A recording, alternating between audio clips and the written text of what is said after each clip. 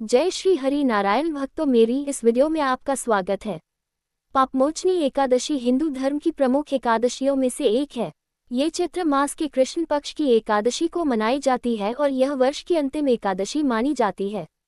इस दिन व्रत रखने और श्रीहरि विष्णु की पूजा करने से मनुष्य के सभी पाप नष्ट हो जाते हैं। पापमोचनी अर्थात पापों को मोचन करने वाली।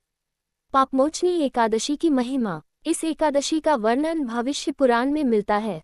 यह व्रत सभी पापों को दूर करता है, विशेषकर ब्रह्महत्या जैसे महापापों का भी नाश करने में समर्थ है।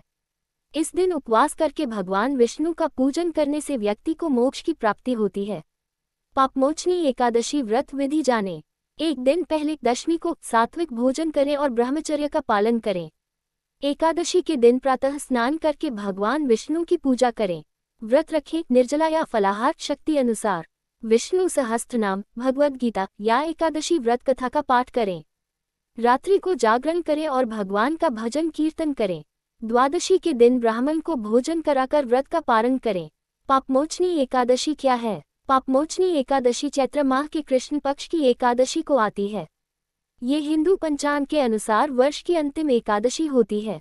पाप यानी पाप और मोचनी यानी छुटकारा दिलाने वाली, अर्थात यह एकादशी सारे पापों से मुक्ति दिलाने वाली है। पापमोचनी एकादशी की पौराणिक कथा। व्रत कथा। भविष्य पुराण के अनुसार एक समय की बात है, महान ऋषि च्यवन ऋषि तपस्या में लीन थे। उनके पुत्र मेधावी ऋषि भी एक महान तपस्वी थे और वन में कड़ी तपस्या कर रहे थे। उसी वन में अप्सरा मंथरा भी भ्रमण करने आई। मंथरा ने मेधावी ऋषि को देखा और उन्हें मोहित करने का प्रयास किया। तपस्यारत मेधावी ऋषि मंथरा के रूप और नृत्य पर मोहित हो गए। उन्होंने तपस्या छोड़ दी और मंथरा के साथ प्रेम में लिप्त हो गए। इस प्रकार कई वर्ष बीत गए। जब मंथरा को समझ आया कि वह ऋषि की तपस्या में बाधा बनी है, तो उसने उन्हें ये बात बताई और वन से चली गई। तब मेधावी ऋषि को अपनी भूल का एहसास हुआ।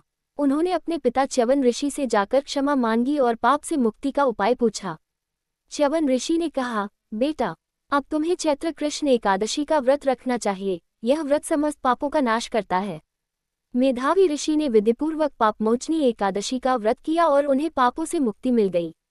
व्रत के दिन भगवान विष्णु का पूजन करें। तुलसी, धूप, दीप, फूल, फल अर्पित करें। ओम नमो भगवते वासुदेवाय मंत्र का जाप करें। दिन भर व्रत रखें, निर्जला या फलाहार जैसी आपकी क्षमता हो।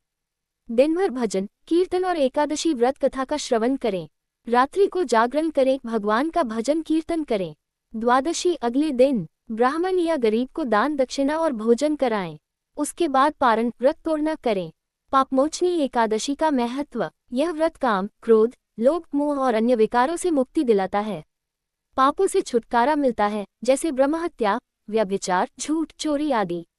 व्यक्ति को मोक्ष की प्राप्ति होती है। मानसिक शांति, आत्मिक बल और पुण्य की प्राप्ति होती है। इस दिन क्या न करें?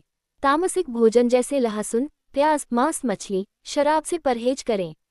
क्रोध, झूठ, चुगली, झगड़ा करने से बचें। किसी का अपमान या अपशब्द न बोलें। जय श्री हरि नारायण। वीडियो अच्छा लगा हो तो लाइक, सब्सक्राइब, शेयर जरूर करें।